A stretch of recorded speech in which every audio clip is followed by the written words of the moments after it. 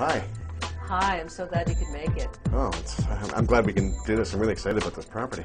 Let's just go into my office. All right. Now that you've decided on that property, let's prepare an offer.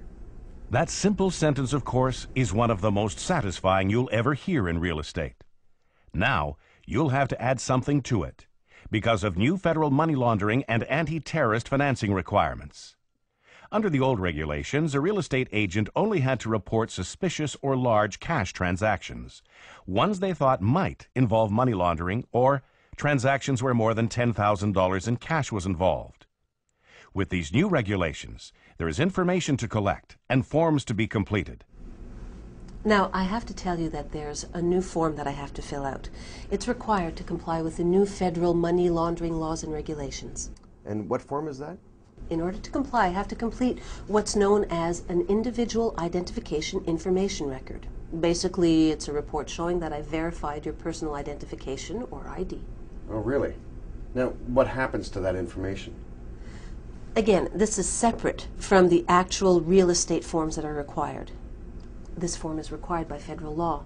Our broker office will have to keep it on file for the next 5 years, and if FINTRAC wants to see it, our office has to provide it. Now, who or what is FINTRAC?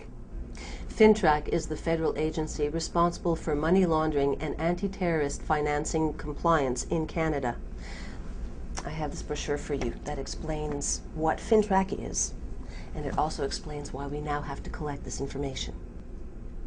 Before, each broker office had to have a compliance policy or regime and have a compliance officer. You had to verify that clients were not on the known terrorist list. You had to report all large cash and suspicious transactions to FINTRAC. Large cash meant $10,000 or more. With the new regulations, you have to do all of those things and more.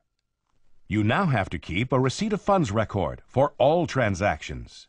You have to identify your client in the transaction and keep that record on file. The agent representing the buyer has to identify who provided the deposit. You have to keep all related records if a third party is involved, or if you never meet your client face-to-face. All of these records have to be kept by the brokerage for 5 years. And every 2 years, the broker has to complete a self-assessment of risk and take action to correct any problems identified by that assessment. Just so it's clear what federal law requires me to do, I have to identify you as my client. I have to record your deposit, and I have to keep that information on file for 5 years in case FINTRAC ever wants to see it. Other than those FINTRAC